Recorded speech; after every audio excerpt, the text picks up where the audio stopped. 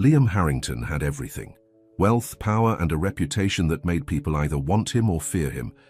But when a call about his ailing grandfather leads him to a quiet care home, he meets Amara, a woman who sees past his billions. As their worlds collide, Liam must decide, will he fight for the empire he built or the love he never saw coming? Before we get into the story, comment below where in the world you are watching from today. The glass elevator climbed 40 floors in seconds, carrying Liam Harrington to the top of the tower that bore his family name. At 36, he was at the peak of his power, CEO of Harrington Enterprises, with a net worth that made him one of the richest bachelors in America. His custom Italian suit fit perfectly over his athletic build, and his dark hair was precisely styled, not a strand out of place. "Mr. Harrington, the board is waiting," his assistant said as soon as he stepped into the hallway. Liam barely nodded, walking briskly toward the conference room. People scrambled out of his way. That's how it had always been. People either wanted something from him or feared him. After years of false friendships and gold-digging relationships, he preferred the fear.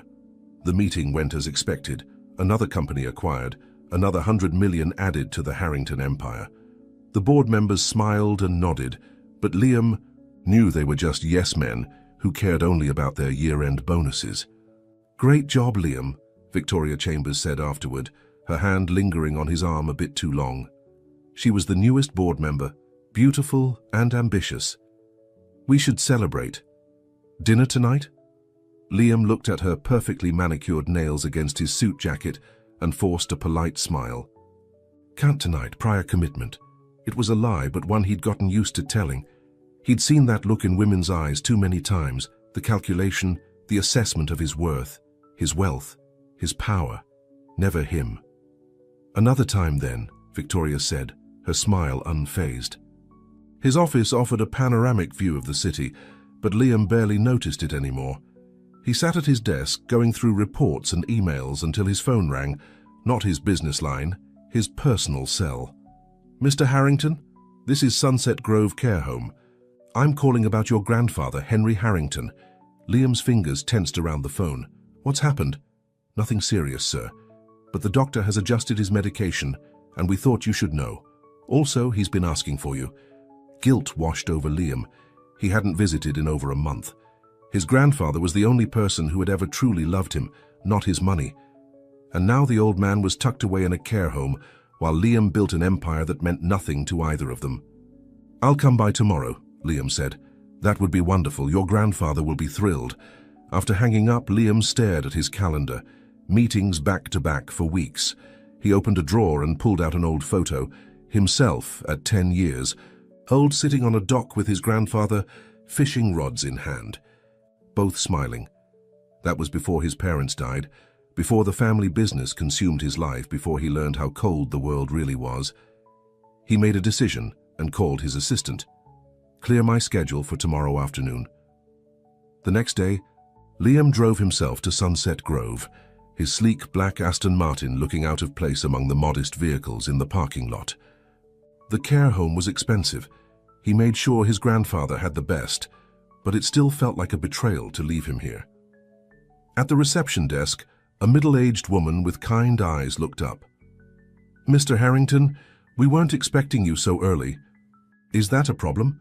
His tone was sharper than intended. "Not at all," she said, unfazed by his curtness. "Your grandfather is in the garden with Amara." "Amara?" "One of our care assistants. She's been wonderful with your grandfather." Liam followed. The path to the garden, slowing when he heard laughter. His grandfather's laughter. He hadn't heard that sound in years. The garden was well maintained, with flowering shrubs and benches placed in the shade of old oak trees. And there, walking slowly along a stone path, was his grandfather. Henry Harrington had once been a tall, imposing man. Now, at 82, he was slightly stooped, his movements careful. But he was smiling. Beside him walked a young woman in simple blue scrubs, her hand gently supporting his elbow. She had warm brown skin and curly black hair pulled back in a practical ponytail. She wasn't conventionally beautiful in the way of the women who usually surrounded Liam, but there was something about her smile that made him stop and stare. "And then I told the bank manager, Sir, I may be old, but I'm not senile enough to think that's a fair interest rate. Henry finished a story, and the young woman, Amara, laughed with genuine delight. You really said that, Mr. Henry? You're too much. When you've lived as long as I have, you earn the right to speak your mind, Henry replied, then looked up and saw Liam. His face brightened even more. Liam, my boy! Amara looked up, her smile fading slightly as her eyes met Liam's. There was no recognition there, no awareness of who he was beyond a visitor for her patient. It was a novel experience for Liam, who was used to being instantly recognized. Grandpa, Liam said, approaching and embracing the old man gently. You came, Henry said, patting his back. I was just telling Amara about the time you and I caught that monster bass at Lake Whitney. You've been holding out on me, Mr. Henry, Amara said with a warm smile. You never mentioned your grandson was a fisherman. Was, Liam corrected. I haven't been fishing in years. That's a shame, she said, and there was no artifice in her voice, just simple honesty. Mr. Henry talks about those fishing trips like they were the best days of his life. Liam felt another pang of guilt. They were good days. Well, Amara said, I'll leave you two to catch up. Mr. Henry, remember to use your walking stick if you get tired. She turned to Liam with a professional smile. Nice to meet you, Mr. Harrington. As she walked away, Liam found himself watching her. She moved with purpose, stopping to check on an elderly woman in a wheelchair, her face lighting up as she knelt to speak to her at eye level. She's something special, isn't she? Henry said, following Liam's gaze. The care assistant, I suppose she seems competent. Henry chuckled. Competent. Amara Johnson is the only person in this place who treats me like a human being instead of a job duty. She brings me books, remembers how I like my coffee, and listens to my old stories like they're actually interesting. Liam guided his grandfather to a bench under a large oak tree. I should come more often. Yes, you should, Henry agreed without accusation. But I understand you're busy running the company. The company that you built, Liam reminded him. Henry waved his hand dismissively. I built it to secure our family's future, not to replace our family. Your grandmother would be heartbroken to see how you've closed yourself off. Liam winced. His grandmother had died when he was a teenager, and her loss had been devastating for both him and his grandfather. I'm not closed off. I'm focused. On. What, making more money? You already have more than you could spend in 2 lifetimes. Before Liam could respond, his phone rang. He glanced at it, his CFO. I need to take this. Henry sighed. Of course you do. Liam stepped away, handling a minor crisis that could have waited. When he returned, his grandfather was deep in conversation with Amara again. She had brought him a cup of tea and was showing him something on a tablet. Look at this, Liam, Henry called. Amara's showing me pictures of her community garden project. They're growing vegetables for the local food bank. Amara looked embarrassed. It's just a small thing some friends and I started. She's being modest, Henry said proudly, as if her accomplishments were his to boast about. She works here full-time, volunteers at that garden, and she's taking classes to become a nurse. That's impressive, Liam said, surprised at the sincerity in his own voice. Amara shrugged. Just trying to make a difference where I can. She checked her watch. I should get back to work. Your grandfather has physical therapy in half an hour, Mr. Harrington. Liam, he corrected automatically. She nodded with a polite smile that didn't reach her eyes. Liam. As she walked away, Henry chuckled. She doesn't like you very much. What? Why wouldn't she like me? She doesn't even know me. Exactly. You're just another rich relative who rarely visits. Henry's eyes twinkled with mischief. She's got your number, my boy. That's ridiculous, Liam muttered, but he found himself glancing in the direction she had gone. They spent another hour together, Henry sharing stories about his fellow residents and the daily routine at Sunset Grove. When it was time for his therapy session, Liam walked him to the recreation room. Come back soon, Henry said, gripping Liam's hand with surprising strength. And next time, bring your fishing rod. There's a pond here. Nothing like Lake Whitney, but the company makes all the difference. I will, Liam promised, meaning it. On his way out, he passed the reception desk again, where Amara was updating some files on a computer. Without overthinking it, he stopped, "Excuse me, Amara?" She looked up, surprised. "Yes, Mr. Harrington." "Liam," he corrected again. "I wanted to thank you for taking such good care of my grandfather. I'm just doing my job," she said, but then softened. "But you're welcome. Your grandfather is a wonderful man." "Yes, he is," Liam agreed. "Tell me about this community garden." He seemed very impressed. Amara's expression transformed as she spoke about the project, her passion evident. "We converted an empty lot in my neighborhood. It's not much yet, but we've got tomatoes, peppers, and herbs growing. The plan is to provide fresh produce to families who can't afford it." "That's admirable," Liam said. "Do you need funding?" Her smile faded slightly. "We're doing fine, thanks. It's a community effort. Money helps, but hands in the dirt matter more." Liam wasn't used to having his offers of financial assistance rebuffed. It was typically the first thing people wanted from him. "Well, if you change your mind, I'll be sure to let you know," she finished politely, effectively ending the conversation by turning back to her computer, dismissed by a care assistant. Liam found himself both irritated and intrigued as he walked to his car. That evening, instead of returning to the office as planned, Liam went home to his penthouse apartment.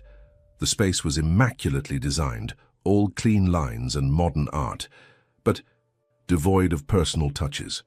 He poured himself a scotch and walked to the floor-to-ceiling windows overlooking the city lights. His mind kept returning to the care home, to his grandfather's happiness at seeing him, to Amara Johnson's genuine smile when she spoke about her garden, and how that smile had dimmed when she looked at him. On impulse, he opened his laptop and searched for community gardens in the city. There were several, but after cross-referencing, with information about food banks, he found what was likely Amara's project in a working-class neighborhood across town. The website was simple but effective, with pictures of volunteers working in raised garden beds and children learning about composting. There she was in one photo, laughing as she helped a young boy plant seedlings. Her curly hair escaped from its ponytail, dirt smudged on her cheek. She looked real, authentic in a way the people in Liam's world rarely were. His phone rang, breaking his concentration. It was Victoria Chambers again. "Liam, some of us are having drinks at Skyline. Join us? We're celebrating the Anderson merger." He almost declined automatically, but then thought of the evening ahead, him alone in his pristine, empty apartment with only his thoughts for company. "I'll be there in 30 minutes, he said. Skyline was an exclusive rooftop bar frequented by the city's elite. Victoria had secured a prime table with a view of the harbor, surrounded by the usual crowd of executives and socialites. She greeted Liam with a kiss that lingered near the corner of his mouth. "We weren't sure you'd come," she said, her hand on his arm again. "You've been so unavailable lately." "I had some personal matters to attend to," Liam said, accepting a glass of champagne from a passing waiter. "Nothing serious, I hope," Victoria said, but her eyes suggested she wasn't particularly concerned. "My grandfather," Liam found himself saying. "I visited him today." "How sweet," she replied, her tone making it clear she found it anything but interesting. Now, about the next acquisition target. The evening proceeded predictably. Business. Talk, subtle flirtations, everyone trying to position themselves advantageously. Liam played his part, discussing strategies and accepting compliments on the latest merger, but he felt oddly disconnected from it all. At one point, he found himself at the bar ordering another drink when his CFO Robert joined. "Him. Chambers has her eye on you," Robert commented. "Smart move. Her family connections could be useful for the European expansion." Liam looked across the room at Victoria, who was watching him while pretending to listen to another conversation. "Is that how you see relationships, strategic business moves?" Robert laughed. "In our world, what else would they be? We're not exactly the type to find true love at the corner coffee shop." The comment stayed with Liam as he made his excuses and left earlier than expected. In his car, instead of heading home, he found himself driving toward the address he'd seen on the community garden website. It was nearly 10 p.m. when he parked near the fenced lot. The garden was dark and locked up, of course. What had he expected? That Amara would be there, working late by moonlight? That he'd have some romantic Movie moment where he could offer to help and show her he wasn't just another rich jerk. Ridiculous, he muttered to himself, about to drive away when he noticed a small group of people leaving a building across the street. Even in the dim streetlight, he recognized Amara's silhouette. She was laughing with a middle-aged woman and a young man. They hugged before parting ways, Amara heading toward a modest sedan parked further down the block. Liam slumped in his seat, feeling foolish. This wasn't his world. He had no reason to be here, spying on his grandfather's care assistant, because she treated him with something other than fawning admiration or calculated interest. The next morning, Liam arrived at his office earlier than usual, determined to focus on work and forget about his strange preoccupation with Amara Johnson. But by midday, he found himself calling Sunset Grove. "I'd like to visit my grandfather again tomorrow," he told the receptionist, "and I was wondering, what time does Amara Johnson usually work?" "Miss Johnson works mornings until 3 p.m. most days," the woman replied. "I'm sure Mr. Henry will be thrilled to see you again so soon." Liam hung up, annoyed with himself for asking, yet already rearranging his schedule for the next day. That night, he dreamed of fishing with his grandfather. The sun warm on their faces, the lake stretching endlessly before them. But when he turned to look at the shore, it wasn't empty as it had been in reality. Amara was there, waving to them, a picnic laid out on a blanket, waiting for them to return. He woke up unsettled, wondering what was happening to him. One brief meeting with a woman who clearly wasn't impressed by him, and suddenly he was dreaming about her. It made no sense. Unless what had drawn him wasn't her looks or status, but precisely the fact that she hadn't seemed to care about his. "I'm losing my mind," Liam muttered, getting ready for another day of business deals and boardroom politics. But even as he said it, he found himself looking forward to tomorrow's visit, more than he had anticipated anything in a very long time. Liam arrived at Sunset Grove the next day just after lunch. He'd brought his fishing rod, as promised to his grandfather, though he felt slightly ridiculous carrying it through the care home's elegant lobby. The same receptionist from yesterday smiled at him. "2 visits in 2 days, Mr. Harrington. Your grandfather will be thrilled." Is my grandfather in the garden again today?" The receptionist's smile turned knowing. "Miss Johnson is helping with an art class right now. Your grandfather should be there too." Liam followed her directions to a bright room with large windows overlooking the garden. About a dozen residents sat at tables with various art supplies spread before them. His grandfather was near the window, concentrating intensely on a watercolor painting. And there was Amara moving between tables, offering encouragement and assistance. She wore the same practical scrubs as yesterday, her hair again pulled back, yet somehow she stood out in the room like a beam of sunlight. "Try adding a bit more water," she was saying to an elderly woman. "That's it, see how the colors blend now. It's beautiful, Mrs. Chen." She looked up and saw Liam standing in the doorway.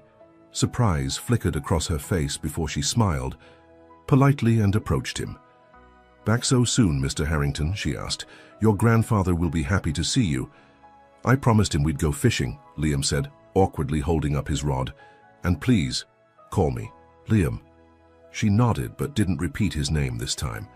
"The art class ends in about 15 minutes. Would you like to join while you wait? We have an empty seat." The idea of sitting down to paint alongside elderly residents was so far outside Liam's comfort zone that his first instinct was to refuse. But his grandfather had spotted him and was waving enthusiastically. "I haven't painted since elementary school," Liam admitted as Amara led him to the table. "No time like the present to start again," she said with an encouraging smile that seemed more genuine than yesterday's. "We are painting memories today, places that mean something special." Liam sat beside his grandfather, who was recreating a cabin by a lake in broad, slightly wobbly brushstrokes. "Lake Whitney," Henry explained proudly. "Remember that cabin we used to rent every summer?" "I remember," Liam said softly, looking at the simple painting that somehow captured the essence of those golden childhood days. Amara placed a blank paper and watercolors in front of him. "Your turn." Under the curious gazes of his grandfather and several residents, Liam picked up a brush. He felt strangely vulnerable, sitting here in his expensive suit while trying to remember how to make a basic landscape. "I'm not very artistic," he muttered. "It's not about making a masterpiece," Amara said, her voice gentle. "It's about connecting with your memories." With hesitant strokes, Liam began to paint the dock where he and his grandfather had spent countless hours fishing. His technique was clumsy, the proportions all wrong, but as the image took shape, so did the memories. The smell of the lake, the sound of his grandfather's laughter, the feeling of simple happiness. When the class ended, Amara collected the paintings to let them dry. "We'll frame them next week," she told the residents. "They're all wonderful." Henry stood carefully accepting his walker. "Ready for some fishing, my boy?" "Absolutely," Liam said, surprised to realize he was actually looking forward to it. As they prepared to leave the art room, Liam found himself turning to Amara. "Would you like to join us? If you're not too busy, that is." The invitation surprised even himself. Amara looked equally surprised. "That's thoughtful, but I have other residents to attend to," she said. "Maybe another time."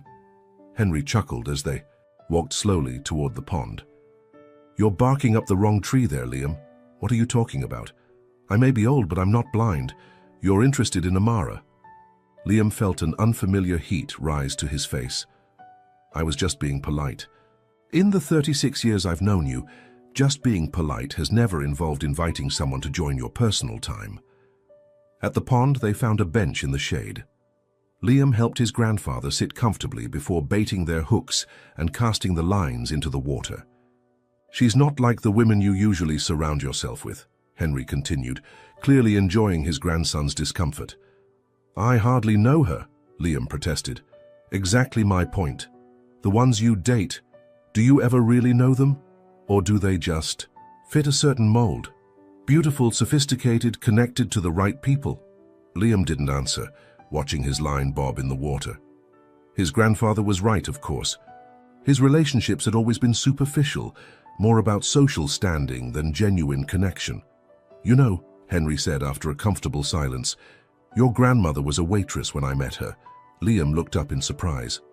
"What? I thought—" "Grandma was from a banking family," Henry laughed. "That's the story your mother preferred. The truth is, I stopped at a diner after a business meeting went bad. Ruth served me coffee and apple pie and told me to stop looking like the world had ended. By the time I finished that pie, I knew she was special. Why haven't you ever told me this? Your parents had certain ideas about our family's image. After they died, it didn't seem important to correct the story." Henry's eyes grew distant with memory. "Ruth never cared about the business or the money. She cared about people, like Amara does." They fished in silence for a while, neither catching anything but both enjoying the peaceful moment. Eventually, Henry's energy began to wane, and Liam helped him back to his room. "Will you come again tomorrow?" Henry asked hopefully. "I have meetings in the morning, but I'll come in the afternoon," Liam promised. As he was leaving, he passed the garden where Amara was helping an elderly man with a walking exercise. "Leaving already?" she asked when she saw him. "Grandpa got tired, but we had a good time at the pond." "Did you catch anything?" "Just memories," Liam said, surprising himself with the sentiment. Amara smiled, a real smile that reached her eyes. "Those are the best kind. I wanted to ask you," Liam began, but was interrupted by his phone buzzing. "Victoria Chambers." He silenced it. "Sorry about that." "Important business?" Amara asked, her expression closing slightly. "Nothing that can't wait." Liam put the phone away. "I noticed your community garden project could use some proper irrigation. I'd like to help." Her eyebrows rose. "Did you research me, Mr. Harrington?" The use of his formal name again wasn't lost on him. "I was curious about the project my grandfather mentioned, and you immediately thought of throwing money at it," she said, not unkindly but with a directness that few people ever used with him. "Not just money," Liam said. "I'd like to help, personally." Now she looked genuinely surprised. "You want to work in a community garden? Is that so hard to believe? Honestly?" "Yes." She gestured at his perfectly tailored suit. "You don't strike me as someone who enjoys getting his hands dirty." "Maybe there's more to me than you think," Liam said, holding her gaze. A flicker of something, interest perhaps, crossed her face before she shook her head. "The garden workday is Saturday morning, 8 to noon. If you're serious, you can come, but leave your checkbook at home. Before he could respond, she was called away by another staff member. Liam watched her go, already mentally rearranging his Saturday schedule. The rest of the week passed in a blur of meetings and contracts. Liam visited his grandfather daily, always timing his visits during Amara's shifts. Each day he learned a little more about her, that she lived with her younger sister, that she sang in a community choir, that she had a weakness for chocolate, chip cookies that the care home's kitchen staff made special for her. Henry watched these interactions with amused interest, often finding excuses to leave them alone together. Amara, would you mind showing Liam the new library books while I rest my eyes for a minute? On Friday afternoon, Liam arrived to find his grandfather in bed with a slight fever. Nothing serious, the nurse assured him. Just a touch of a cold. We're monitoring him closely. Liam sat with Henry, who drifted in and out of sleep.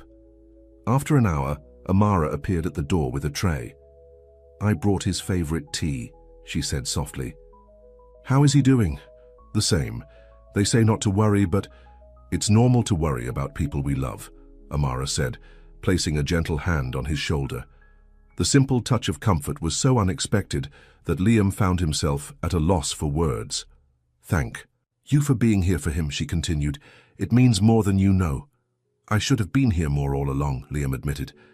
I've been so focused on running the company. You're here now, Amara said. That's what matters. As she turned to leave, Liam spoke up. I'll see you tomorrow, at the garden. She paused at the door. 8 a.m. sharp. Wear clothes you don't. Mind getting dirty. For the first time, she gave him a teasing smile, if such things exist in your wardrobe. Saturday morning found Liam standing awkwardly at the entrance to the community garden, wearing the most casual clothes he owned. Dark jeans that still looked expensive, and a simple button-down shirt with the sleeves rolled up. He'd even stopped for coffee on the way, picking up an extra cup with the vague hope of earning brownie points. The garden was already bustling with activity. Children ran between raised beds, adults were turning soil and planting seedlings, and a group of teenagers was constructing what looked like a new compost bin. Liam didn't see Amara at first and wondered if she'd worked the night shift and wouldn't be coming. Then he heard her laugh, that same warm, genuine sound that had first caught his attention at Sunset Grove. She emerged from a small shed carrying trays of seedlings, wearing faded jeans with holes at the knees, a loose t-shirt, and a bandana. Holding back her curls, she spotted him and did a double take, clearly surprised he had actually shown up. Making her way over, she balanced the trays against her hip. You came, she said, sounding impressed despite herself. I said I would. He held out the coffee. I brought this for you. Thanks. She shifted the trays to accept the cup. How's your grandfather today? Better. His fever broke overnight. Liam took one of the trays from her. Where do these go? Amara led him to an empty, raised bed. These are tomato seedlings. They need to be planted about 12 inches apart. She demonstrated the technique, digging a small hole, gently placing the seedling inside, covering the roots with soil and watering it carefully. Liam watched attentively before trying himself. His first attempt was clumsy, the plant listing to one side. Not bad for a first try, Amara said encouragingly. Maybe focus less on keeping your genes clean and more on supporting the plant's roots. These genes are already a lost cause, Liam said, noticing the dirt smudges on his knees. Strangely, he didn't mind. They worked side by side, planting all the tomato seedlings. Liam's technique improved with each one, and he found himself enjoying the simple, purposeful work. Around them, the garden buzzed with community energy, people of all ages working together, sharing tools and advice, laughing and chatting. How did all this get started? Liam asked as they moved on to pepper plants. 3 years ago, this was just an empty lot collecting trash, Amara explained. My sister Maya and I grew up 2 blocks from here, and we always talked about how the neighborhood needed more green space. When the city offered community garden grants, we applied. You built all this in 3 years. With a lot of help, she said, gesturing around. Everyone here volunteers their time.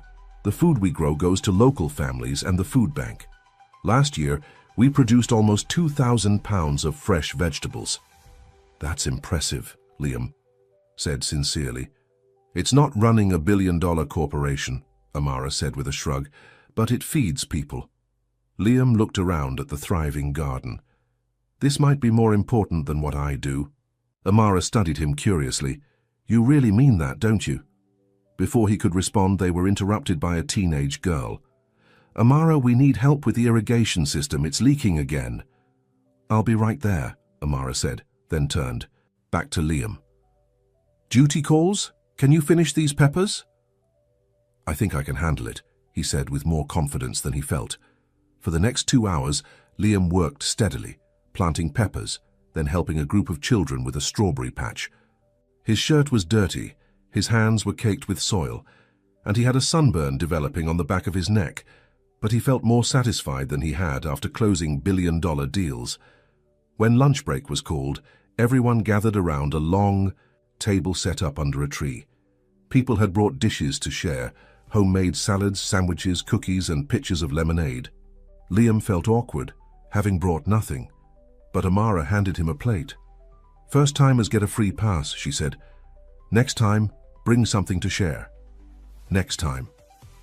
The casual implication that he would return warmed him in a way he hadn't expected. Is that Liam Harrington? A woman about Amara's age approached them, eyes wide with recognition. Maya, this is Liam, Amara said. Liam, my sister Maya.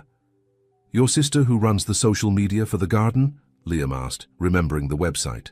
That's me, Maya confirmed, still looking at him with open curiosity.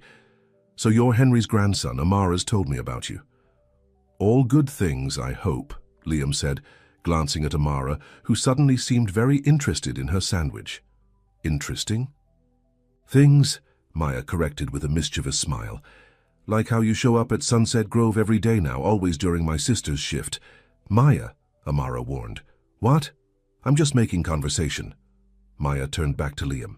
So, billionaire CEO, bi-week community gardener by weekend? That's quite the contrast. I'm just helping out, Liam said modestly. Well, we appreciate it, Maya said. I've got to help with the compost demonstration, but we should talk more later. I have so many questions. As Maya walked away, Amara groaned. I apologize for my sister. She has no filter. I like her, Liam said. She reminds me of you. Ha! Maya is the outgoing one. I'm the reserved sister. You? Reserved? Liam chuckled. You called me out the first day we met? Amara looked embarrassed. About that, I might have judged you too quickly. Based on? The suit, the car, the way you barely looked at the other residents when you visited. Liam couldn't deny any of that. Fair points. I haven't exactly been grandson of the year, but you've been here every day this week, Amara acknowledged. That counts for something. After lunch, the work continued. Liam helped build a trellis for climbing beans, taking direction from a retired carpenter who seemed unimpressed by Liam's status but appreciative of his willingness to learn. By the end of the day, Liam was exhausted but strangely energized. As people began to pack up, he helped Amara store tools in the shed. Will your grandfather be expecting you today? She asked. I told him I'd come by this evening, Liam said. But I have time if you need more help here. Amara hesitated. Actually, I was heading to visit him too. I sometimes stop by on my days off to bring him books.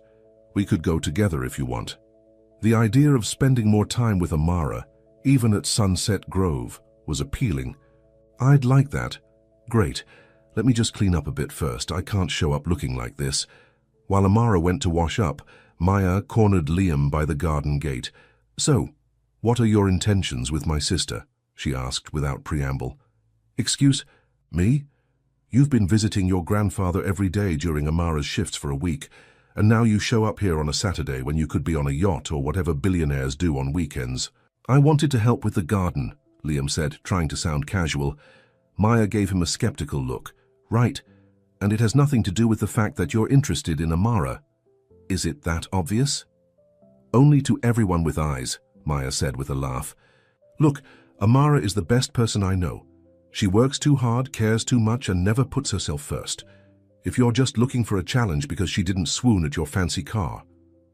It's not like that, Liam interrupted, surprised by his own sincerity. She's different. Different how? Liam thought about it. She sees people, really sees them. Not their status or what they can offer her, but who they are. She saw my grandfather as a person with stories and value, not just another elderly patient.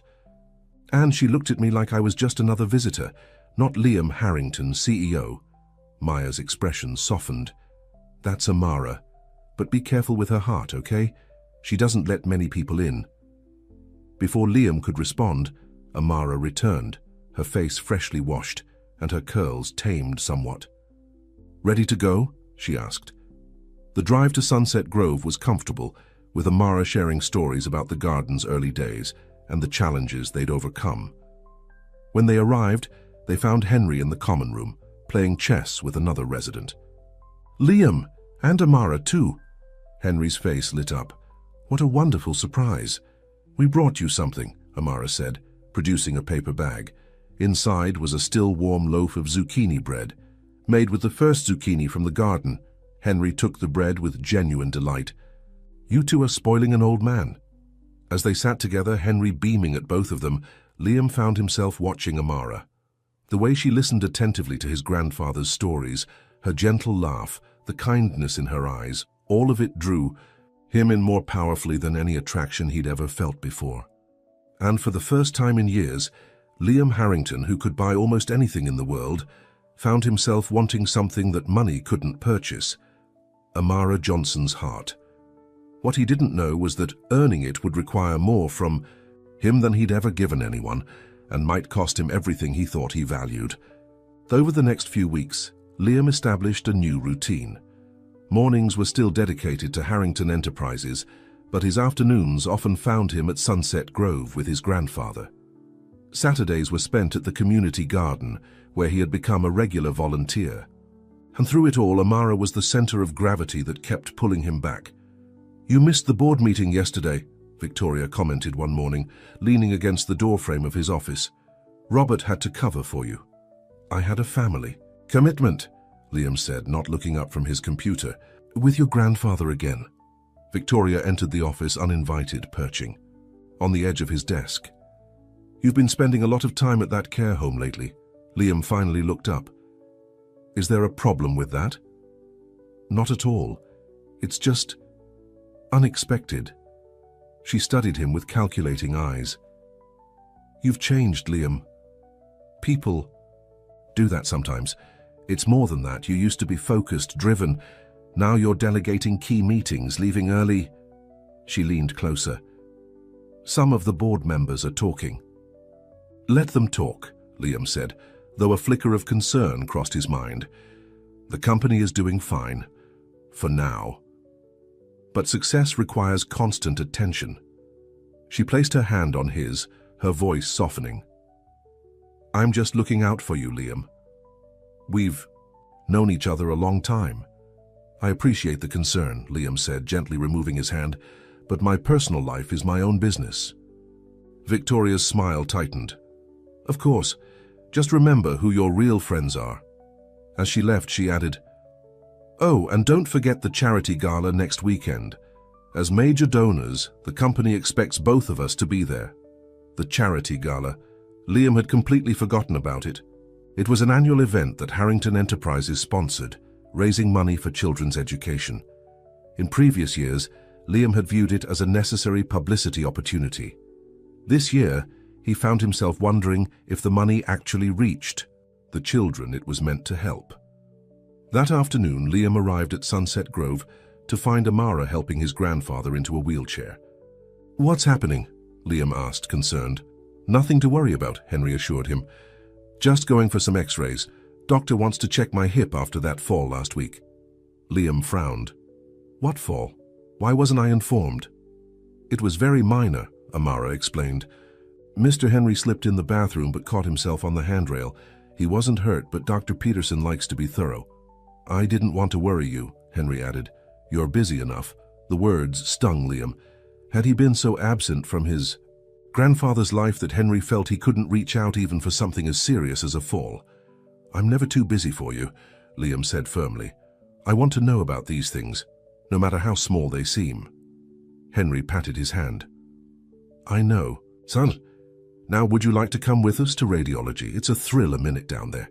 Despite his attempt at humor, Liam could see his grandfather was in some discomfort. He walked alongside the wheelchair as Amara pushed it gently through the corridors. How are you feeling, really? Liam asked Henry when Amara stepped away to speak with a nurse. Old, Henry admitted with a sigh. The body betrays you piece by piece, but having you visit so often, that's been the best medicine. Liam squeezed his shoulder. I should have been here more all along. Better late than never, Henry said. And if it took Amara to bring you around more often, well, I'm not complaining. Liam felt his face warm. Is it that obvious? To me, yes. To her? Henry chuckled. She's too humble to believe someone like you would be interested in someone like her. Someone like me, Liam echoed, frowning. Rich, powerful, surrounded by beautiful socialites. Henry shrugged. You have to admit, you two come from different worlds. Before Liam could respond, Amara returned. They're ready for you, Mr. Henry. It should only take about 30 minutes. I'll be here waiting, Liam promised. As the radiology technician wheeled Henry away, Liam and Amara were left alone in the waiting area. So, Liam began, my company sponsors an annual charity gala next weekend. It raises money for children's education programs. That sounds worthwhile, Amara said. I was wondering if you'd like to attend with me. Amara looked startled. A gala? I don't exactly have gala-appropriate clothes in my closet. That's not a problem. I could... Buy me something? She finished, her expression cooling. No, thank you. Liam realized his mistake immediately. That's not what I meant. I just... Liam, Amara interrupted gently. What are we doing here? What do you mean? This. She gestured between them. You visiting every day, volunteering at the garden, now inviting me to fancy events. Where is this going? The direct question caught him off guard. In his world, people rarely spoke so plainly about intentions. I enjoy spending time with you, he said carefully. And I enjoy your company too, Amara admitted, but we come from completely different worlds. You run a multinational corporation. I work at a care home and volunteer at a community garden. Why does that matter? Because it does, she said simply. Your world is full of people like that woman. Who called you twice during our last lunch together? Who was she? Victoria, she's just a board member who calls you on weekends and whose name makes you frown when it appears on your phone. Liam hadn't realized Amara had. Notice that. It's complicated, and that's my point, Amara said. Your life is complicated in ways mine isn't. You move in circles I've never even seen. That doesn't mean we can't... What? Date? And then what? You'd get tired of slumming it with the care assistant. Or worse, you'd try to change me to fit into your world. I would never do that, Liam protested. Amara's expression softened. Maybe not intentionally, but it's hard to bridge worlds that different. Before Liam could argue further, the doors opened and Henry was wheeled back out. All done, Henry announced. And I only complained a little bit. He was a model patient, the technician confirmed with a smile. The conversation with Amara remained unfinished as they returned Henry to his room. Liam stayed for dinner, the three of them eating together in Henry's room, talking about everything except the question that hung between Liam and Amara. When it was time to leave, Liam walked Amara to her car. About the gala, he said. Forget. I mentioned it, but I'd still like to see you outside of Sunset Grove in the garden sometime. Just dinner, maybe. Nothing fancy. Amara hesitated, then smiled slightly. I get off at 3 on Thursday. There's a little cafe near the garden that makes great sandwiches. Thursday at 3, Liam confirmed, trying not to sound too eager. I'll be there. That night, Liam found himself unable to sleep, Amara's words playing in his mind. Did she really think he was just slumming it? That he'd try to change her? The thought bothered him deeply. The next morning, Robert, his CFO, was waiting in his office with a concerned expression. We need to talk about the European expansion, Robert said without preamble. The board is getting nervous about your level of engagement.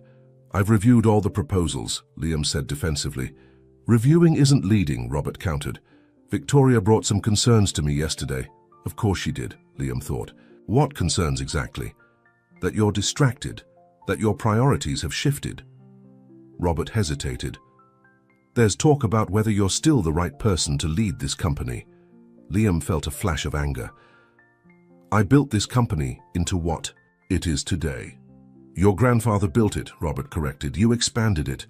And now some are wondering if you're still hungry enough to keep it growing.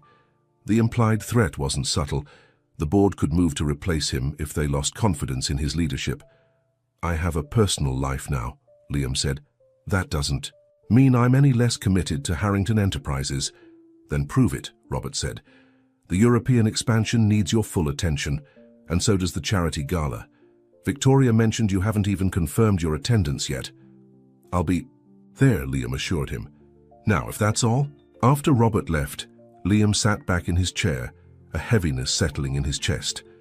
For the first time in his career, his position felt threatened, and for the first time, he wasn't sure if he cared as much as he should. Thursday afternoon came. Quickly, Liam left the office early, changing from his suit into more casual clothes, jeans and a simple button-down shirt, before heading to the cafe near the garden. He spotted Amara already seated at an outdoor table, wearing a sundress. That was a departure from her usual scrubs or gardening clothes. Her curly hair was loose around her shoulders, and she was reading a book, so absorbed that she didn't notice him approaching. Is this seat taken? Liam asked. Amara looked up, a warm smile spreading across her face. I was saving it for a billionaire. Saito, but I suppose you'll do. Liam laughed, feeling lighter than he had all week as he sat across from her. What are you reading? She showed him the cover, a novel about a community coming together to save a local landmark. Maya says I have predictable taste in books, always about people making a difference in their communities. There are worse themes to enjoy, Liam said. They ordered sandwiches and iced tea, the conversation flowing easily as Amara told him about her day at Sunset Grove and the new resident who had moved in. Mr. Collins is a retired music teacher, she explained. He brought his violin and played for everyone in the common room today. Your grandfather loved it. How is he doing? Liam asked. After the x-rays, I mean. The results came back clear, but Dr. Peterson wants him to use a walker for a while just to be safe. Amara tilted her head. You seem stressed today. Everything okay? Liam hesitated, then decided on honesty. The board is questioning my commitment to the company. Apparently, having a personal life makes me less dedicated in their eyes. That seems unfair, Amara said. Everyone deserves a life outside of work. Not everyone has billions of dollars resting on their decisions, Liam said, then immediately regretted how it sounded. I'm sorry, that came out wrong. To his surprise, Amara laughed. No, you're right. I can't pretend to understand the pressure you're under. If I make a mistake at work, a resident might get the wrong pudding flavor. If you make a mistake, people lose jobs, stock prices fall, the economy suffers, Liam finished grimly. At least that's what the board would have me believe. Is that why you've been so driven all these years? Because you feel that responsibility? No one had ever asked him that before. Partly, Liam admitted, and partly because I didn't have anything else. After my parents died, the company became everything. My identity, my purpose. And now I'm not so sure anymore. Liam met her eyes. Meeting you, spending time with my grandfather, volunteering at the garden, it's shown me there's more to life than quarterly reports and stock options. Amara's expression softened. That's not a bad realization to have. Try telling that to Victoria and the board. Ah, Victoria. Amara's smile turned knowing. Just a board member who calls on weekends. She's ambitious, Liam explained. And she's made it clear she sees a potential power couple in our future. And you don't? I used to think it made sense, Liam admitted. Two people with similar goals, similar backgrounds, complementary business connections. A merger more than a marriage, Amara observed. Exactly, Liam leaned forward. But now, I want something real. Something based on more than mutual advantage. There, eyes met, and for a moment neither spoke. The afternoon sun caught in Amara's curls, giving her an almost ethereal glow. Liam had dated supermodels and socialites, women who spent fortunes on their appearance. But none had ever taken his breath away like Amara did in that simple sundress, with no makeup and a few smudges of paint on her fingers from an art project. "With the residents, Amara!" a voice called, breaking the moment. They both turned to see Maya approaching their table. "I thought that was you." "Maya," Amara greeted her sister, looking slightly embarrassed. "What are you doing here?" "Meeting Javier to discuss the garden's summer festival." Maya looked between them with a barely concealed smile. "But I see you're busy. Don't let me interrupt your coffee date." "It's just lunch," Amara said quickly. "Mm-hmm." Maya's knowing look made Liam bite back a smile. "Well, don't let me interrupt." "Nice to see you again, Liam." As Maya walked away, Amara groaned. "Sorry about that." Maya has always had perfect timing for maximum embarrassment. "I like your sister," Liam said. "She cares about you." "Too much sometimes." Amara checked her watch. "I should get going soon. I promised to help with the garden's budget this evening." "Budget? Problems?" Liam asked automatically. "Nothing major. We're just trying to figure out how to fund the irrigation system upgrade before summer really hits." She shook her head when she saw his expression. "And no, that wasn't a hint for a donation." "What? If it's not a donation? What if it's just me helping with the budget? I'm good with numbers." Amara considered this. "I suppose an extra pair of eyes wouldn't hurt, but no blank checks, Liam. The garden succeeds because the community invests not just money, but time and effort." "I understand," Liam said, and he meant it. "I'll bring my calculator, not my checkbook." That evening, Liam found himself in the garden's tiny office, really just a corner of the storage shed fitted with a desk and filing cabinet. Amara, Maya, and Javier, the garden's coordinator, spread out printouts of expenses and income. "Our main issue is the irrigation," Javier explained. "The current system wastes water and isn't reaching all the beds evenly. We've got a quote for a more efficient drip system, but it's about $2,000 over our current budget." Liam reviewed the figures, impressed by how much they accomplished with so little. "What about applying for a matching grant? If the community raises half, a foundation might match it." "We've looked into those," Maya said. "The application process takes months, and we need the system before the summer heat kicks in." "What about a community fundraiser?" Liam suggested. "Something that brings in quick cash but also builds community involvement." "Like what?" Amara asked, curious. Ideas began flowing as they brainstormed together. By the end of the evening, they had a plan for a garden-to-table dinner event. Local restaurants would donate food prepared with garden produce, community members would pay for tickets, and they'd hold an auction for garden-themed gift baskets. "This could work," Javier said excitedly. "And Liam, if you're willing to help, organize the business side, approaching restaurants, handling the finances, that would be a huge help." "I'd be happy to," Liam said, surprised at how energized he felt by the project. After the meeting, Liam walked Amara to her car. "Thank you for letting me help," he said. "You had good ideas," Amara admitted. "And you didn't once try to just write a check, which I appreciate."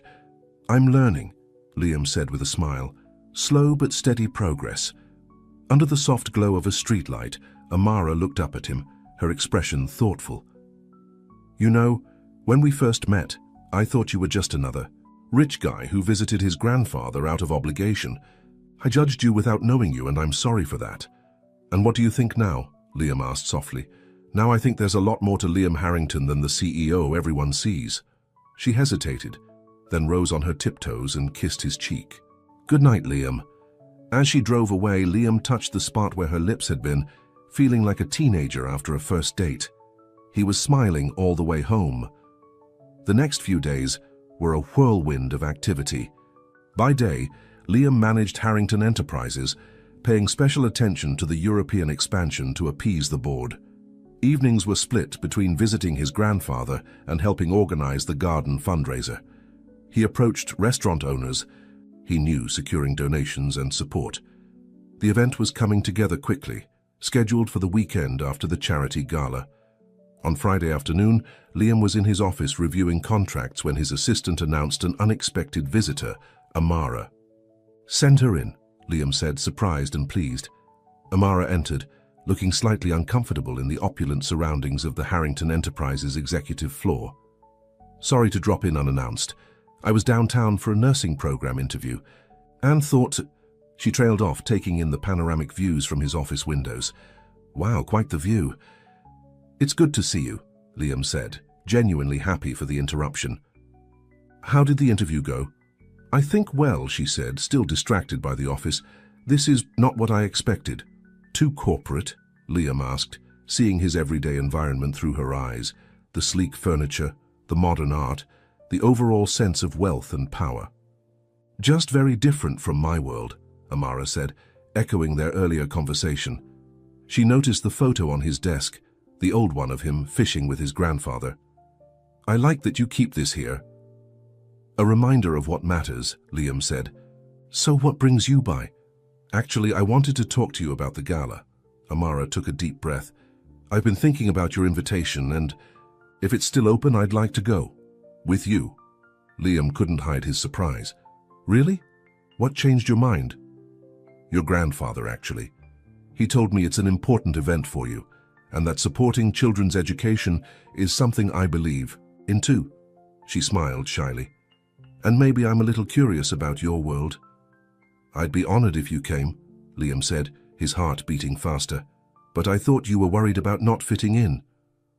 "Oh, I'm still worried," Amara admitted with a laugh. "I have no idea what to wear or how to act at something like that, but sometimes you have to step outside your comfort zone, right?" "Right," Liam agreed, thinking of his first day at the garden. "And don't worry about fitting in. You'll be with me." As they were talking, the door opened without a knock and Victoria walked in. She stopped short when she saw Amara. "I'm sorry," she said, not sounding sorry at all. "I didn't realize you had a visitor. Victoria, there's Amara Johnson," Liam introduced them. "Amara, Victoria Chambers, one of our board members." Victoria's eyes swept over Amara, taking in her simple dress and natural hair with a barely concealed look of assessment. "How nice. Are you a new client?" "No," Amara said. "I work at Sunset Grove Care Home. I take care of Liam's grandfather." "How noble," Victoria said with a thin smile. "Liam, when you're finished, we need to discuss the seating arrangements for the gala. The governor has confirmed his attendance." "Actually," Liam said, "you should add Amara to the head table. She'll be my guest for the evening." Victoria's smile froze. "Your guest? But we always attend these functions together. The press expects it." "Plans change," Liam said firmly. "Amara will be with me this year." After a tense moment, Victoria nodded stiffly. "As you wish, I'll make the adjustment." With a final cool look at Amara, she left, closing the door a bit harder than necessary. "That was awkward," Amara said when Victoria was gone. "She clearly wasn't expecting me." "Don't worry about Victoria," Liam said, though he knew there would be fallout to deal with later. "She seemed upset," Amara persisted. "Are you sure this is a good idea? I don't want to cause problems for you." "The only problem would be if you changed your mind," Liam assured her, taking her hand. "I want you there, Amara. The rest doesn't matter." She squeezed his hand, still looking uncertain. "If you're sure." "I am." And in that moment, Liam realized it was true. He wanted Amara by his side, not just at the gala, but in his life. The thought should have terrified him, he who had kept everyone at arm's length for years. But instead it felt right, natural. What he didn't know was that the evening ahead would test that certainty in ways he couldn't imagine, and force him to choose between the world he had built and the woman who was changing his heart. The night of the charity gala arrived with a flurry of activity.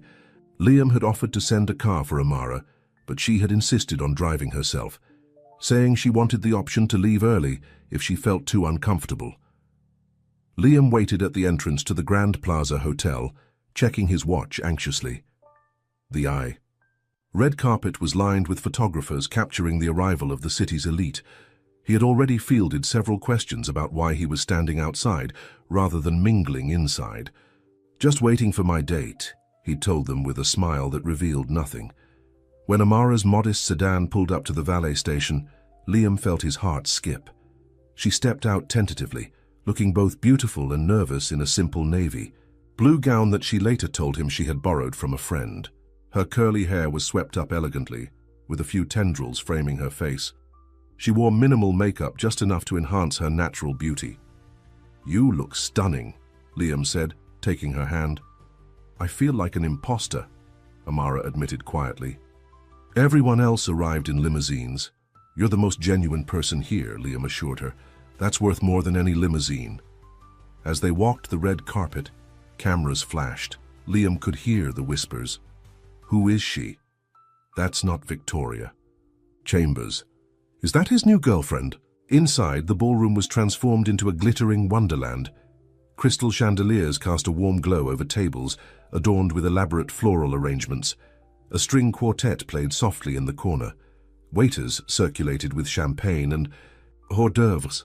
"This is extravagant," Amara murmured, taking it all in. "How much did all this cost?"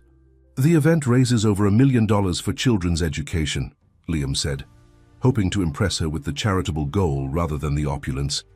"But how much of that million actually goes to the children after paying for all this?" Amara asked, her directness catching him off guard. It was a question Liam had never considered before. "I don't actually know," he admitted. "I should find out." They were approached by Robert, Liam's CFO, and his wife. "Liam, there you are." Robert's gaze shifted curiously to Amara. "And you must be the mysterious date we've been hearing about." "Amara Johnson," she introduced herself, extending her hand with composure that impressed Liam. "Nice to meet you." "Amara works at Sunset Grove," Liam explained. "She takes care of my grandfather." "How interesting," Robert's wife said with the same tone Victoria had used. "Is this your first gala, dear?" "Yes," Amara said simply. "It's quite an event." "Amara also runs a community garden that provides fresh produce to families in need," Liam added, feeling strangely defensive. "And she's starting nursing school." "Wonderful," Robert said, clearly trying to be polite. "Well, we should circulate. The governor was asking about you, Liam. You might want to stop by his table." As they walked away, Amara gave Liam a look. "You don't have to sell me to your friends, you know." "I'm not selling you. I'm proud of you," Liam said honestly. "And they're colleagues, not friends." "You don't have friends from work?" Amara asked, surprised. The question made Liam realize something he'd never fully acknowledged. Not real ones, I guess. In this world, everyone wants something from everyone else. "That's sad," Amara said, squeezing his hand. "Everyone needs real friends." As the evening progressed, Liam introduced Amara to countless business associates and donors. Some were genuinely friendly, but many gave her the same dismissive once-over that Victoria and Robert's wife had. Amara handled it all with grace, but Liam could feel her tension. They were seated at the head table, as Liam had insisted. Victoria was there too, looking stunning in a red designer gown and deliberately seated far from Liam. She barely acknowledged Amara, focusing her attention on the banking executive beside her. During dinner, the director of the Education Foundation gave a presentation about the programs the gala supported. Photos of smiling children filled the large screens around the ballroom. "These are the faces of our future," the director said. "With your generous donations, we're able to provide after-school programs, summer camps, and college scholarships to deserving students from underprivileged backgrounds." Liam glanced at Amara, who was watching intently, her expression thoughtful. "What are you thinking?" he whispered. "I'm wondering if any of these kids come from my neighborhood," she said softly, "because I've never heard of these programs being available there." Again, her perspective made Liam question something he'd always taken for granted. He made a mental note to look into the foundation's actual reach in the city's poorest areas. After dinner came the auction. Luxury items, exotic vacations, jewelry, rare wines were sold to the highest bidders, all in the name of charity. Liam usually participated enthusiastically, but tonight, with Amara beside him, he felt strangely conflicted about the extravagance. "And now," the auctioneer announced, "our final item of the evening. A weekend getaway at the exclusive mountain lake resort, including private jet transportation courtesy of Harrington Enterprises." Bidding was fierce, with the package eventually selling for $50,000 to a real estate developer. The crowd applauded as the auctioneer declared the evening a tremendous success, raising over $1.2 million for the foundation. "Time for dancing," Liam said, as the string quartet was replaced by a small orchestra. "Would you honor me?" Amara hesitated. "I'm not much of a ballroom dancer." "Neither am I, honestly," Liam confessed. "I just go through the motions at these things, but I'd like to hold you for a while, if that's okay." Her smile returned. "When you put it that way." On the dance floor, Liam held Amara close, swaying gently to the music. It felt right having her in his arms, more right than anything had felt in years. "Thank you for coming tonight," he murmured into her hair. "I know this isn't your scene." "It's been educational," Amara said diplomatically. Liam laughed softly. "That bad, huh?" "Not bad, just different." She looked up at him. "Everyone is so focused on appearances. The right clothes, the right connections, saying the right things. It's exhausting." "I never noticed before," Liam admitted. "It's just always been my world. And now I see it through your eyes and it looks hollow." He pulled her closer. "You've changed how I see everything, Amara." Their eyes met, and for a moment the crowded ballroom faded away.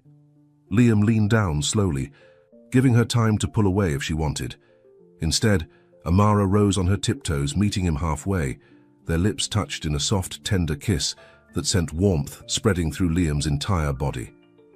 When they parted, Amara's eyes were wide with emotion. "I wasn't expecting that," she whispered. "I've wanted to do that for weeks," Liam admitted. The moment was interrupted by a tap on Liam's shoulder. He turned to find Victoria standing there, her smile tight. "Sorry to interrupt, but the governor is leaving and wants to speak with you before he goes," she said. "It's important, Liam, about the downtown development project." Liam hesitated, looking at Amara. "Go ahead," Amara said. "I'll get some air on the terrace." Reluctantly, Liam left, her following Victoria across the ballroom. The conversation with the governor took longer than expected, extending into discussions with other business leaders who had been waiting to speak with Liam. By the time he extricated himself, nearly 30 minutes had passed. He hurried to the terrace, but Amara wasn't there. A quick search of the ballroom didn't reveal her either. With growing concern, Liam checked his phone and found a text message. "Had to leave. Not feeling well. Enjoyed meeting your friends. Thank you for including me. Amara." The formal tone worried him. He tried calling her, but the call went straight to voicemail. Frustrated, Liam headed for the exit, only to be stopped by Robert. "Leaving. So soon? There are still some investors who want to discuss the European expansion." "It'll have to wait," Liam said firmly. "I need to go." "Your date left, didn't she?" Victoria appeared beside Robert. "I saw her rushing out earlier. She looked upset." Something in Victoria's tone made Liam suspicious. "What did you say to her?" "Me? Nothing," Victoria said innocently. "We just had a little girl talk while you were busy. I was being friendly." "What kind of girl talk?" Liam demanded. Victoria sighed. "Look, I just told her the truth, that these charity events are important networking opportunities for the company, and that your family has certain expectations for who you'll eventually settle down with. I mentioned that you and I have history together, and that the board has always seen us as a natural match." She deserved to know what she was getting into. Fury rose in Liam's chest. "You had no right." "I was doing you a favor," Victoria insisted. "She doesn't belong in this world, Liam. She was wearing a borrowed dress, for God's sake. Everyone was talking about it." "I don't care what anyone was talking about," Liam snapped. "Amara is worth more than everyone in this room combined." He stormed out, leaving Victoria and Robert staring after him. In the parking lot, he realized he had no idea where Amara lived. He'd always met her at Sunset Grove or the garden. Cursing himself for this oversight, he drove to the garden, hoping she might have gone there to clear her head. The garden was locked and dark. Next, he tried Sunset Grove, but the night attendant told him Amara hadn't been there. In desperation, Liam called Maya. "It's nearly midnight," Maya answered groggily. "This better be important." "It's Liam. I need to find Amara. Something happened at the gala and she left without saying goodbye." Maya was immediately alert. "What did you do?" Nothing. At least, I don't think I did anything.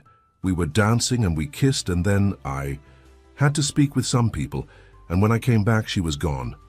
You kissed her? Maya sounded surprised but pleased.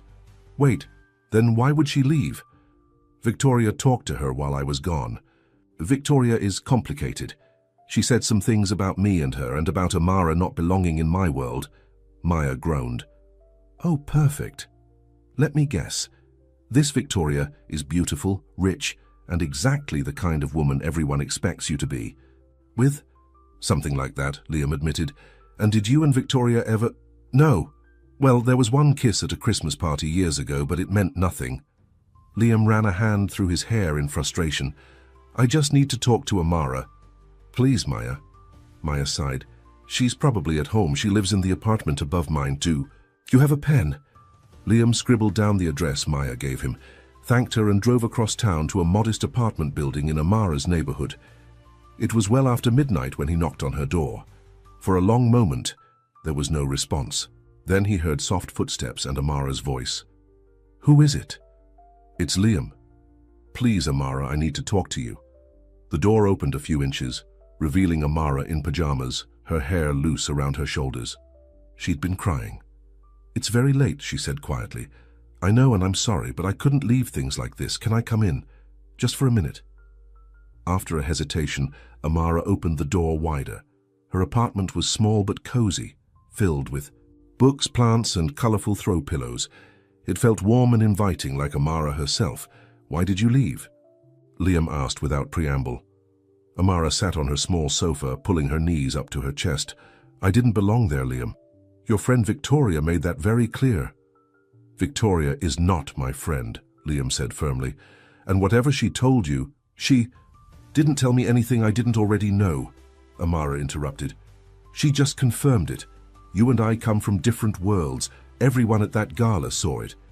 The way they looked at me like I was some curiosity you'd brought along. I don't care what they think, Liam insisted, but you should. That's your world, Liam. Those are the people you do business with, the social circles you move in. Amara looked up at him, her eyes sad. Victoria said the board expects you to marry someone like her someday, someone who can be an asset to the company.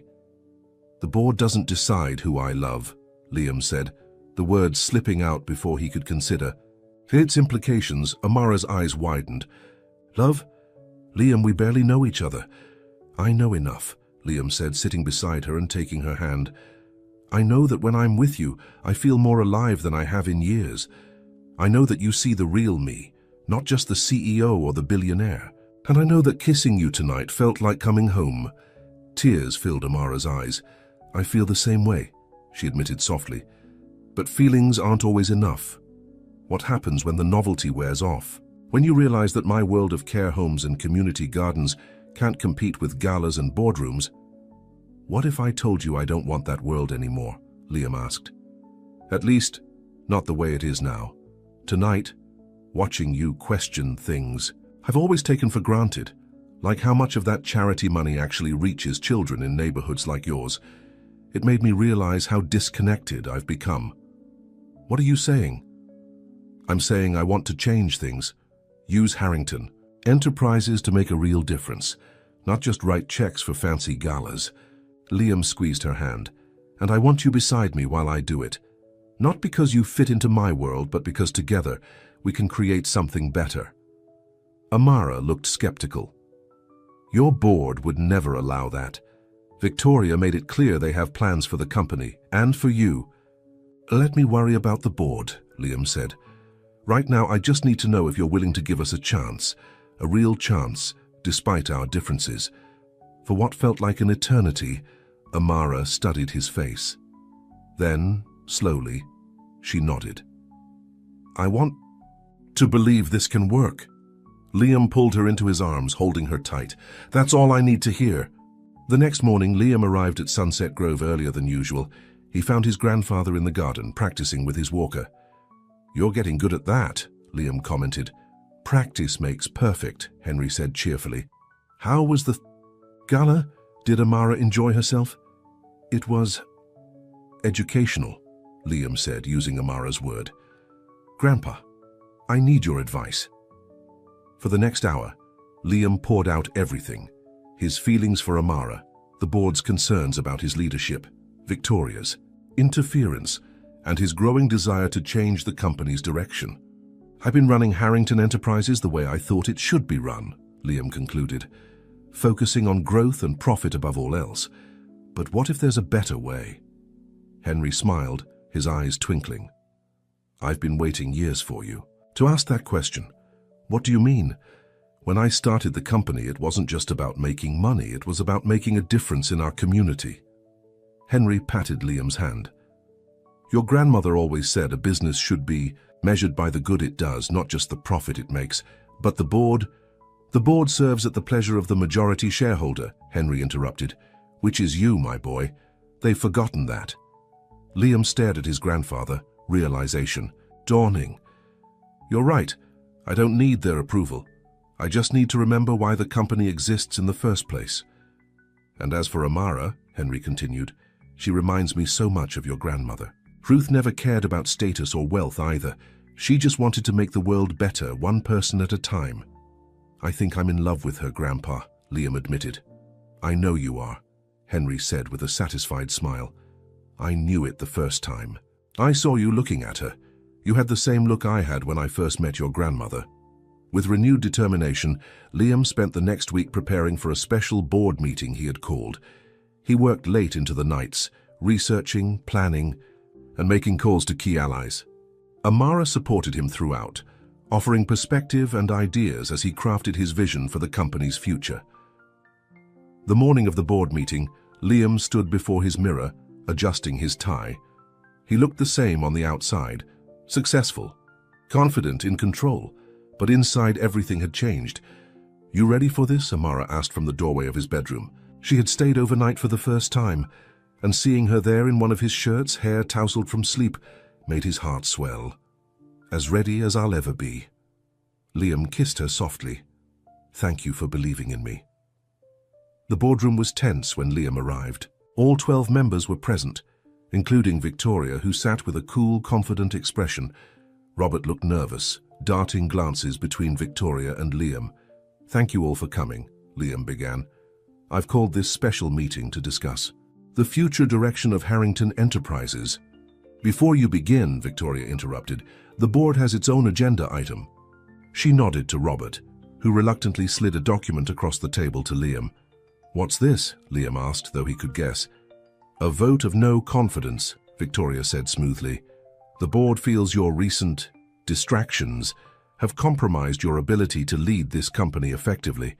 We're proposing a temporary transition of power to the executive committee while we search for a new CEO." Liam looked around the table. Some board members couldn't meet his eyes, while others looked resolute. "I see," Liam said calmly. "Well, before we vote on that, I'd like to introduce a guest." He walked to the door and opened it. "Please welcome Henry Harrington, founder of this company." Henry entered slowly, using his walker but standing as tall as his 82 years would allow. The board members murmured in surprise. "Henry, it's been too long," one of the older members said, rising to offer his hand. "We didn't expect you today." "I wouldn't miss it," Henry said. "My grandson has some important things to say, and I wanted to be here to support him." Liam returned to the head of the table. "As I was saying, we're here to discuss the future of Harrington Enterprises, but not the way you might think."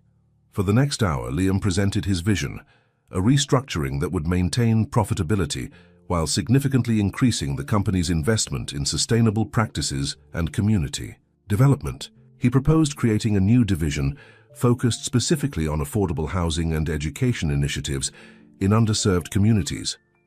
"This isn't charity," Liam emphasized. "It's smart business for the long term. Studies show that companies with strong social responsibility outperform their peers over time." As he spoke, he could see the division in the room. Some board members were intrigued, while others, led by Victoria, remained skeptical.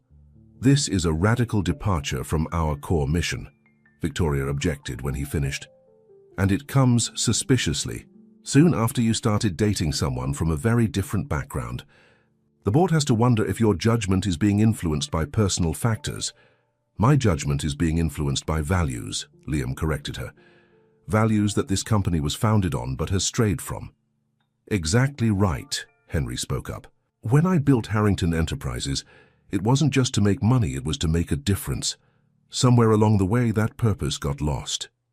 Victoria wasn't backing down. With all due respect, Henry, the business world has changed since your day. Sentiment doesn't drive shareholder value. Actually, it does, Liam countered, displaying a series of charts. Companies with strong ESG programs consistently outperform the market. But more importantly, it's the right thing to do. Victoria shook her head. This is exactly why we've prepared the no confidence vote. Your priorities have clearly shifted away from what's best for this company. I think it's time to vote, Liam said calmly. Not on your motion, but on mine. As the majority shareholder, I'm exercising my right to reshape the board to align with the company's new direction. The room fell silent. Victoria's confident expression faltered. You can't do that, she said. The bylaws protect the board's independence. Actually, he can, Henry spoke up. I wrote those bylaws myself. The majority shareholder has always had the final say. That's how I wanted it, to ensure the company never lost sight of its values. One by one, Liam asked each board member if they supported his vision for the company's future. Some said yes immediately, seeing the wisdom in his approach. Others hesitated, but ultimately agreed, not wanting to oppose the majority shareholder. Victoria and two of her closest allies refused. Then I thank you for your service, Liam said to the three dissenters. But it's time for Harrington Enterprises to move in a new direction with leadership that shares our values. After the meeting, Henry squeezed Liam's shoulder. Your grandmother would be proud, he said, his eyes misty. And so am I. 2 months later, the Garden's Summer Festival was in full swing. What had started as a small fundraiser for the irrigation system had grown into a community celebration, with food stalls, music, and activities for children.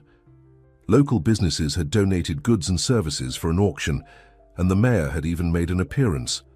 Liam stood by the newly installed irrigation system, watching children run through the sprinklers that had been set up as a special treat on the hot summer day. Amara approached, carrying 2 glasses of homemade lemonade. I just checked on your grandfather, she said, handing him a glass. He's holding court by the tomato plants, telling everyone about how he used to grow prize-winning tomatoes in his younger days. Is he getting tired? I can take him home if he needs to rest. Are you kidding? He's having the time of his life. Maya's got him judging the pie contest next. Liam laughed, putting his arm around her waist. I've been thinking, he said casually. That empty lot next to the garden, the one that's been for sale forever. I bought it yesterday. Amara turned to him in surprise. You did what? Why? For the garden expansion we've been talking about, the educational area, the greenhouse, the community kitchen. It's all possible now.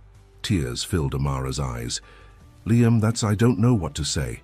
Say you'll help design it, all of it. Make it exactly what the community needs. He took her hands in his. And say you'll marry me. Amara's eyes widened. What? Liam knelt down right there in the garden, not caring about the dirt staining his jeans. From his pocket he pulled out a simple ring with a small but perfect diamond. Amara Johnson, you've taught me what really matters in life. You've shown me that the richest man isn't the one with the most money, but the one with the most love. Will you marry me? Tears streamed down Amara's face as she nodded. Yes, she whispered. Yes, I will. As Liam slipped the ring on her finger, cheers erupted around them. The garden volunteers, community members, and even Henry, who had somehow made his way over with surprising speed for a man with a walker, all clapped and whistled. I told you she'd say yes, Henry said triumphantly. Just like your grandmother did to me right in that diner all those years ago. Later that evening, as the festival wound down, Liam and Amara sat on a bench beneath the garden's oldest tree. The setting sun cast a golden glow over the thriving plants and happy faces of the community members still lingering. What made you finally decide? Amara asked, leaning against his shoulder. To change the company, to buy the lot, to propose. All of it. Liam thought about it, watching Henry chatting animatedly with Maya and some of the older garden volunteers. I realized that all my life I've been trying to build something that would last, a business empire that would be my legacy. But what good is a legacy if it doesn't make the world better? He turned to face her, taking in her beautiful face, now so dear to him. You showed me that. Real wealth isn't what you have, it's what you give. And love, real love, isn't something you can buy or earn. It's something you share. Amara cupped his face in her hands. For a billionaire CEO, you're pretty wise, she teased, then kissed him softly. As the stars began to appear above them, Liam held the woman he loved in his arms, surrounded by the community that had become his own. For the first time in his life, Liam Harrington felt truly, completely rich, with the one thing his money could never buy, a heart full of love, freely given. The end.